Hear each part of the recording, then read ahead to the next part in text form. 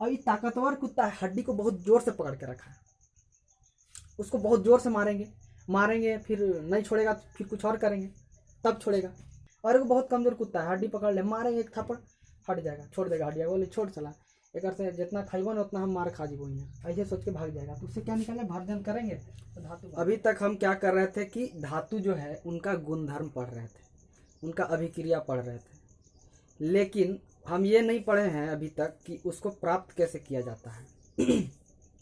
देखिए पृथ्वी जैसे है, इसमें क्या क्या है हम जानते हैं कि इसका 3 पार्ट क्या है, मान लीजिए कि कोई 4 पार्ट बना दिए हैं, तो इसमें से 3 गो हिस्सा जो है पानी से भरल है और 1 गो हिस्सा में ज़मीन है, ठीक है। तो ये वाला जो हिस्सा में है, इसमें जो ज़मीन वाला हिस्सा में जो रहता है ना, जो पाया जाता है स्वतंत्र रूप से, प्राकृतिक रूप से, जो भी तत्व या फिर यौगिक के रूप में पाया जाता है, उसको क्या बोलते हैं हम, खनिज बोलते हैं। और अयस्क किसको बोलते हैं, अयस्क उसको बोलते हैं वही जो खनिज लोग होता है, उसमें से कोई पार्टिकुलर धातु जैसे होता है ना, कोई एक धातु बहुत ज़्यादा मात्रा में पाया जाएगा तो उसको क्या बोलते हैं, अयस्क। जैसे कि लोहा का अयस्क को बोलते हैं लौह अयस्क। यहाँ से खनिज और अयस्क के बारे में पता चल गया। अब जो इधर जो हिस्सा है ये वाला, इससे भी हमको कुछ मिलता है। क्या मिलता है हमको, लवण के रूप में मिलता है, जैसे सोडियम क्लोराइड, मैग्नीशियम क्लोराइड, ये सब क्या है इधर से मिलता है। और इधर से जो मिलता है उसको क्या बोलते हैं, खनिज। इधर से जो मिलता है उन लोग को हम लवण बोल सकते हैं, लवण के रूप में मिलता है, उससे आप निकाल सकते हैं, ठीक है। तो यहाँ तो समझ में आया कि ये धातु कहाँ से मिलता है, ठीक है। खनिज किसको बोलते हैं, अयस्क किसको बोलते हैं।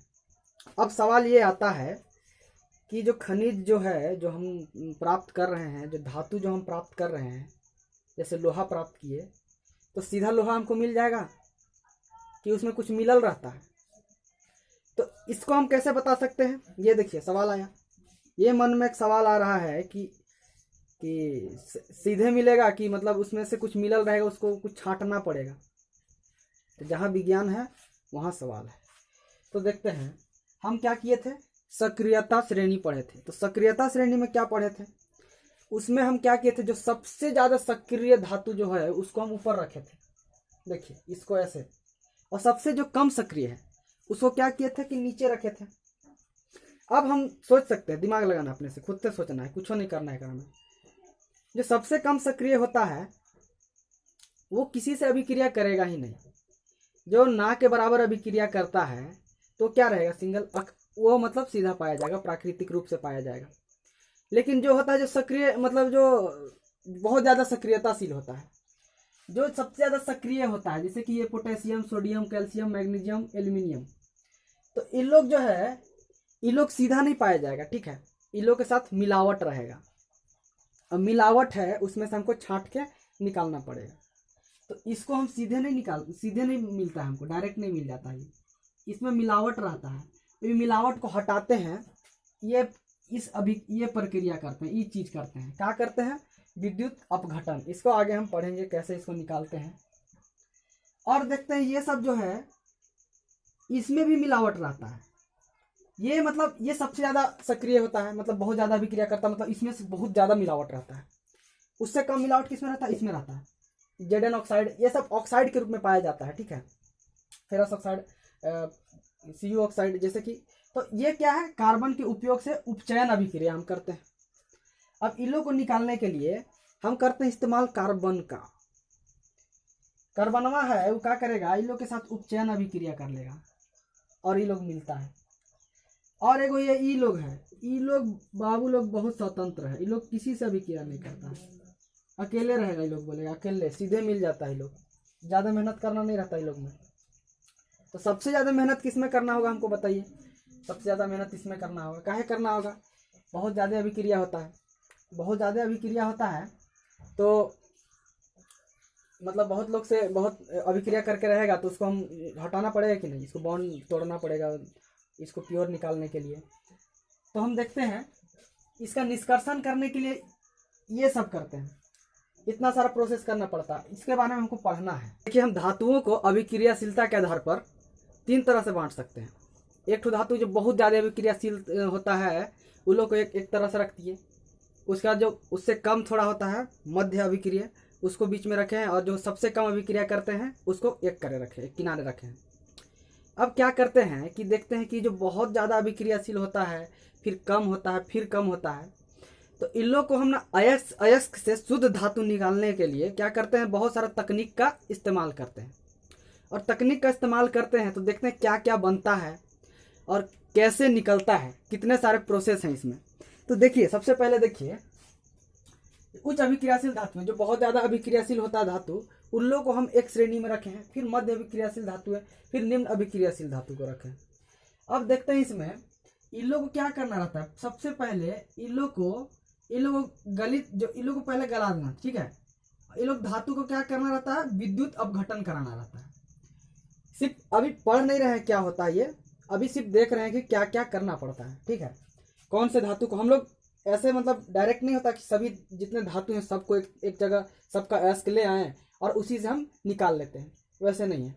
जो बहुत ज़्यादा विक्रियाशील होता है उसको निकालने के लिए अलग तरीका, मतलब ऐसे होता है ना, लड़ाई जब होता है तो स्ट्रेटजी हम लोग नहीं बनाते किसी से, जब लड़ाई होता है या फिर क्रिकेट, हम लोग फुटबॉल खेलते हैं, क्रिकेट खेलते हैं, तो उसमें भी हम लोग स्ट्रेटजी बनाते हैं कि वो खिलाड़ी बहुत तेज खेलता है, बहुत अच्छा खेलता है, तो उसके लिए थोड़ा कुछ इसको रखो, इसके साथ लगा दो।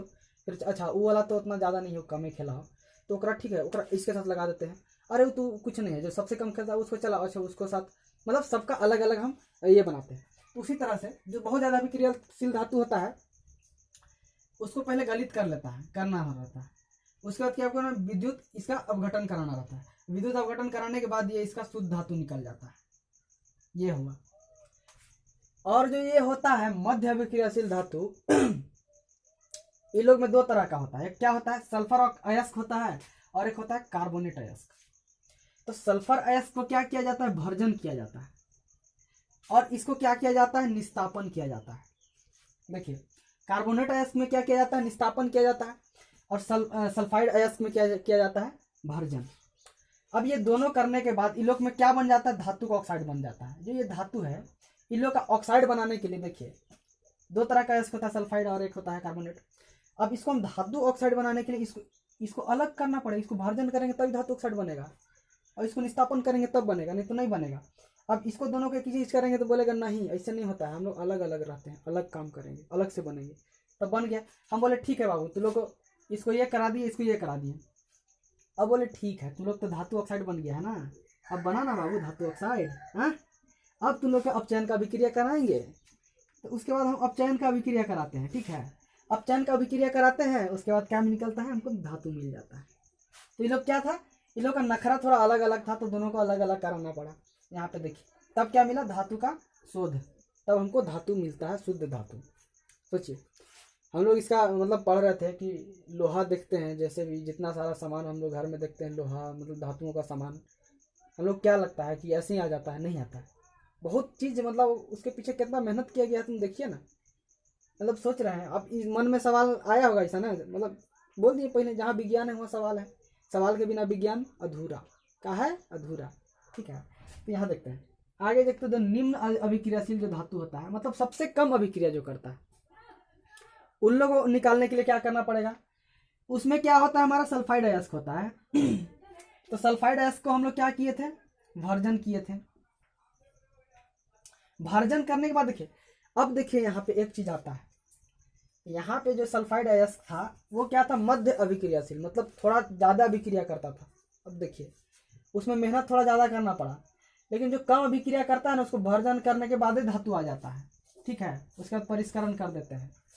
तो यहाँ पे क्या हुआ ना, जैसे कि अभिक्रियाशीलता ज़्यादा रहता है तो होता है कि दूसरे के साथ मतलब अभिक्रिया करने के बाद क्या बनाता है, नया जो उत्पाद बनाता है, तो वो जुड़ जाता है किसी के साथ, तो उसको हमको हटाना पड़ता है, ठीक है। शुद्ध जो धातु है, लोहा जैसे कि फेरस ऑक्साइड है, तो उसके साथ क्या, किससे जुड़ा हुआ है वो, ऑक्सीजन के साथ। अब ऑक्सीजन को लोहा से हमको हटाना है, मेहनत तो करना पड़ेगा ना, बिना मेहनत का। और जैसे कि लोहा कम अभिक्रियाशील होता है, जैसे कि कोई आदमी कुत्ता है, जैसे कि एक बहुत तेज कुत्ता है, मतलब बहुत ताकतवर कुत्ता है, हड्डी को पकड़ के रखा है, ठीक है। तो ये समझ लो कि ये ताकतवर कुत्ता है, ठीक है। सल्फाइड अयस्क ये भी है, दो तरह, मतलब ये मध्य अभिक्रियाशील है और एक सल्फाइड अयस्क है कम, मतलब निम्न अभिक्रियाशील है। इसको समझ लो कि बहुत बहुत मतलब ताकतवर कुत्ता है, ठीक है। और ये ताकतवर कुत्ता है, हड्डी को बहुत जोर से पकड़ के रखा है। उसको बहुत जोर से मारेंगे फिर नहीं छोड़ेगा, फिर कुछ और करेंगे तब छोड़ेगा। उतना बहुत ताकतवर कुत्ता है, सह लेगा। मारेंगे, खूब मारेंगे, तब भर्जन करेंगे मान ले, फिर उसके बाद भी इसका ऑक्साइड बनाएगा, फिर उसके बाद धातु का उपचयन कराएंगे, फिर ये आएगा। और वो बहुत कमजोर कुत्ता है, हड्डी पकड़ ले, मारेंगे एक थप्पड़ हट जाएगा, छोड़ देगा हड्डिया, बोले छोड़ चला एक से जितना खाइबो ना उतना हम मार खा जीबो, यहाँ ऐसे सोच के भाग जाएगा। तो उससे क्या निकले, भर्जन करेंगे तो धातु बन जाएगा, इसका परिष्करण कर लेंगे। तो इतना सारा चीज करना पड़ता है हमको धातुओं को प्राप्त करने के लिए।